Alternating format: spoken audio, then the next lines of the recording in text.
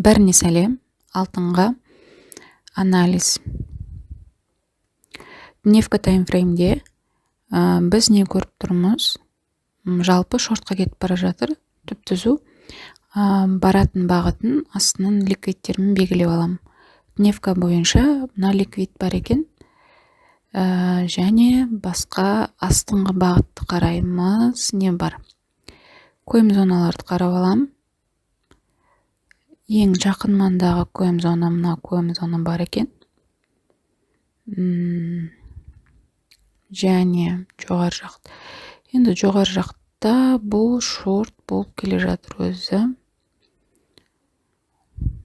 Так, 1 сағатқа кіріп көремін. 1 сағатта шорт, яғни лонг көйімнің ішіне кіріп тұр. Соның ішінде не бар екенін біз историядан қарап не істеп аламыз. Жалпы оның алдындағы жаңағы біздің дневкадағы ликвид, фрактал, ол да бір нені шешкен болу керек. Сызып қойыңызшы былай. Так, бірінші. Шешкен ба, шешпеген ба? Қарасақ, мыналарды шешпепті. Мына жердегі ликвидтерді 1 сағатпен шешпей кеткен екен. Және бізде тағы не бар? Баға, мына фиолетовыйда тұр ғой баға қазір. Ой, ода тұрған жоқ қой. Жоғары жақта тұрған ғой, мына жақта. Фиолетовыйда біздің келетін неміз нарратив іздеп жатырмыз қазір. Так, мына жерде бізде не бар еще? Имбаланс. Так, мына жерде де имбаланс бар. Цветтерін өзгертіп алайық. Зеленый. Так, бізде астында лонг дневка, дневка бойынша көйімнің ішіндегі нарративтер бойынша ең астында осылар бар екен. Және бізде мына жақта мынау да шешпеген екенше. Көп не дейді, компрессия жиналып қалғанда осылардың бәрін шешіп кету керек. Одан ары қарай құлап кететін болса, құлап кетеді. Сосын жалпы шорт екен осыдан көрініп тұр. Біз қай жердеміз? Так, біз мына жердеміз.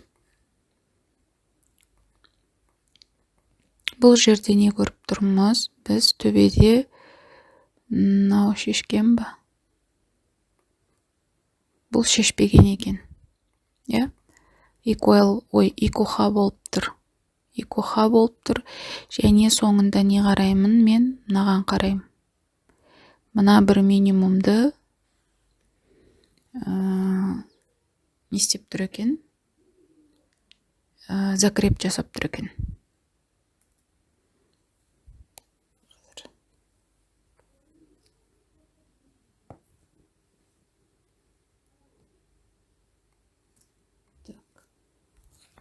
Закреп жасап тұр бізде, значит, вероятность астыға қарай кетеді деген сөзді.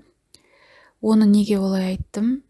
Себебі, бұлай қарасаңыздар, не дейді, ана контекст деп айтамыз ғой. Сол бойынша көбінесе ТВХ-ны контекст бойынша іздейміз ғой біз. Шортқа кетуге подтверждение беріп тұрда, ТВХ-ны шортқа қарай іздеуге. Енді ашылуына да қараймыз ғой, әрине, может, геп ап болып, жоғары жақтан закреп болып, не істеп кетуі мүмкін да. Мысалы, қалай қараймын мен обычно? Не үшін ондай белгілі минимумдарды? Себебі былай да, мысалға, баға лонг болып өсіп келе жатыр делік. Мына жерде бізде мына жерде бізде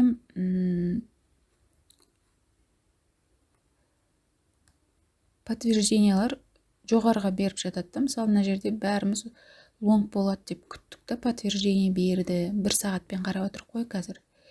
Енді былай қарап тұрсаңыз, мынау максимум болса, мынау минимум, я бізде, мынау минимум. Және бұл минимум не үшін минимум деп алдық? Себебі закреп берген үшін, яғни мына жерде бір максимум құрылды. Енді бұл өзі бір минимум жасайды ғой. Міне бір минимум жасады. Енді осы мынаның төбесіне закреп жасау керек еді ғой.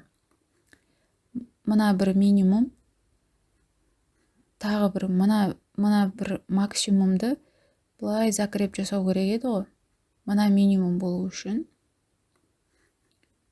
Так, мынаны қалай өшіп тастайын. Қайда кетті? Так, өшіріп тастайын. Енді бұл закреп ала алмады да, мына бір максимумды. Сосын осы минимумнан мына жерде shift жасап тастады. Ал соңғы мынаны shift жасады. Бұл жерде біз short деп айта алмаймыз, себебі бұның максимумы жоқ та. Мына жақтағы біздің ең соңғы максимумымыз long болу үшін мына жерді қарау керек та. Мына жерде бізде закреп жасап берді. Осы жерге закреп жасағаннан кейін біз short болады деп айтамыз. Мысалға, былай дегім келген ғой. Мына жерге закреп подтверждение лонгқа берді. Бірақ минимум жасап, мына жаққа біз точно лонг бару үшін мына бір минимумды ала алмады. Ол астынан закреп беріп, shift жасап кетті. То есть изменение кішігірім. Бірақ біз әлі де short деп айта алмаймыз. Себебі біздің мына жақтағы минимумымыз слом болған жоқ. Лонг та емес, short та емес, біз пока қарап отыратын едік та. Мына жерге слом бергеннен кейін барып, мен осы сломның ішіне кіріп, нарратив іздеймін ғой. Мынау жерде бізде CB қалдырды. Мына жерде бізде order блок қалдырды, е. Мынау бізде order блок ретінде алам. Бірақ CB анық болып тұр. Мына жерде order блок обычно зеленый цвет болу керек еді ғой. И осы обычно имбаланстың ішіне кетіп қалады ғой. Имбаланстың ішіне кірген кезде де қарап отырамыз да, әлі біз позиция ашқан жоқпыз. Жұмыстарын қараймыз. Имбалансты қарасақ, толтырды имбалансты. Толтырды, жұмыс болу керек та. Бұл жерде де бір-бірімен снятие или закреп деген секілді да. Шортқа полноценный не беру үшін. Мына жерде бізде закреп, снятие деген нәрселер болған жоқ. Кіші таймфреймдерді ашып қарау керек та. Бұның егер мынаның өзін максимум ретінде алсақ, бұның несі минимумы мына жақ болады да, мына жақта закреп берген болып саналады да. Бұның минимум вот шортқа мына жерде берді да. Реакциясын имбаланстан алып, я точно шортқа кетіп бара жатырмын деген секілді. И осы жерден кіріп, мынау закреп берген жерден кіріп, ой.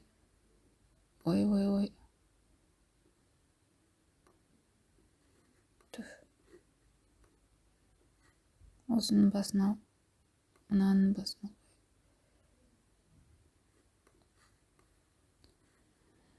Екі ұстаймыз, немесе минимум бірінші тейк 1.74, екінші тейк мына жер 2.68 берді.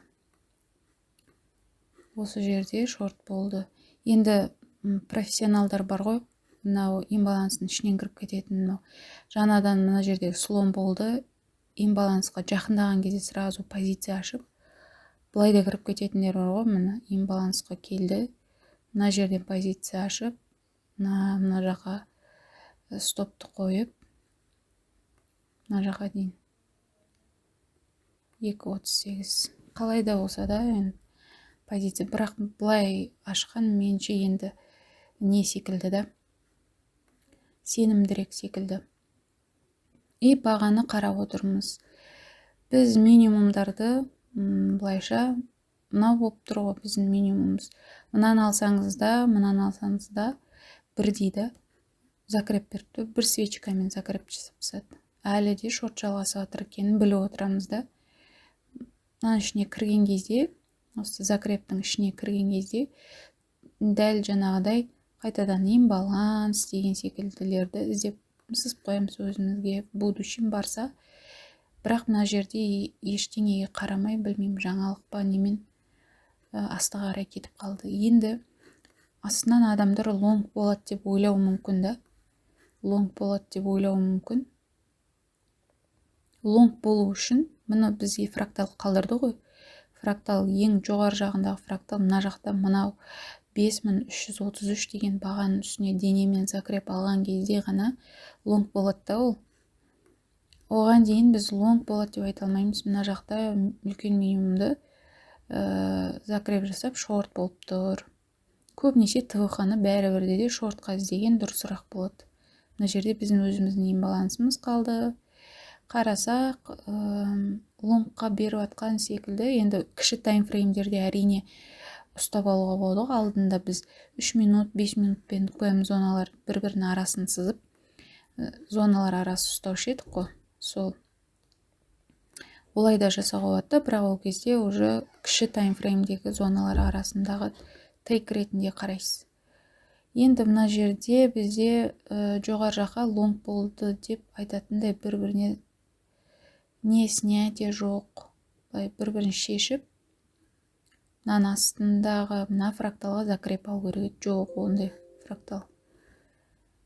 Жоғары жағында да нелер жоқ. Закрептер жоқ. Жоғарыға да закрептер жоқ та фракталдарды. Сондықтан шорт екені точно. Қай жерден вход кіреміз дейтін болсақ, бұлай адамдар ойлау мүмкін. Мына жерді снимать етті. Енді мынаған закреп алды. Бүйтіп. Мына жер закреп алды. Осының ішіне кіргенде десек, имбаланс ештеңе жоқ. Мынаның басына дейін. Бірақ профессионалдар кіріп кететін шығар, білмеймін мен. Олай мына жердегі мынандайлар көріп, имбаланс лонгқа не лонг, не шорт екені белгісіз де ыңғайсыз болып тұр пока.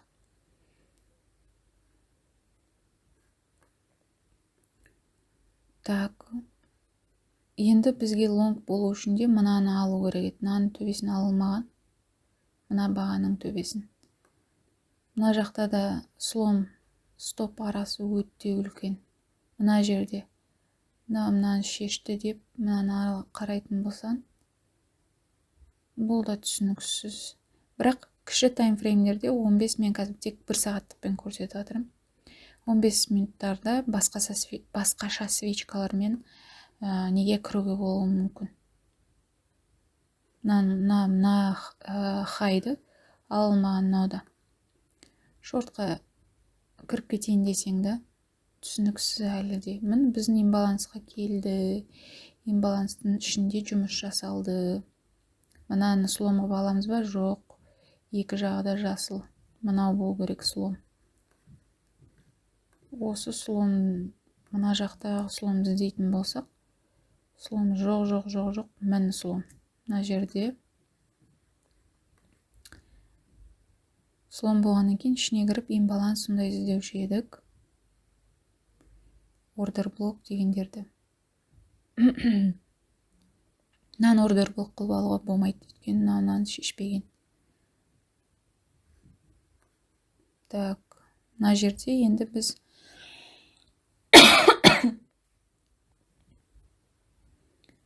мыналарды кішігірім шешті деп, бірақ мына жерде икуха. Мына екеуі икуха шешпеген тағы да. Бірақ біздің сломның ішіне кіріп, жұмыс жасалып, мына жердегі ликвидтерді шешіп, слом беріп тұрды. Стоп аз болады да. Бірақ мына жерде ашылады ғой позиция. Так, позиция мынау закреп берген жерде, немесе ішінде ашылады. Осы жерге ашып, стопты мына жаққа қойып,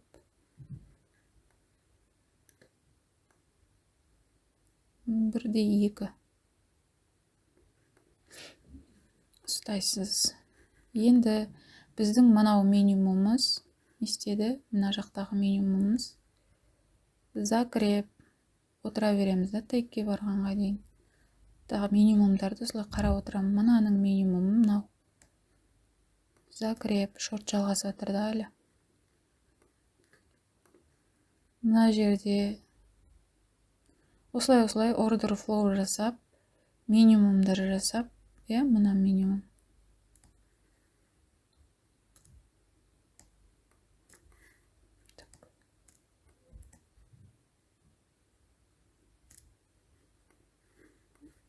Мына үлкен жиналғаннан кейін ол көп құлайды көрсетеді. Құлады, көп құлады. Айтқанымыздай закреп алды. Мына жерге де күшті былай позиция шығуы болады. Мынаның хайына қойып. 1-2 қылып уверенно ұстауға болады да 1-2-нің деші. Енді мына историядағы нелерге қарайсыздар ғой, ликвидтерге. Жалпы 1-2-ні уверенно ұстауға болады, себебі мынау үлкен жиналғаннан кейін закреп алып тұр да шортқа. Қатты құлайды деген сөз. Ликвидтер егер тап-таза болатын болса, онда төменге дейін ұстауға болады. Вот, әзірге бүкіл минимумдар закреп алып шорт болып тұр. Мынау да закреп алып тұр, шорт болып тұр. Ішіне кіргенде мынандай бір имбаланс ордер блоктардан шорт қарау керек.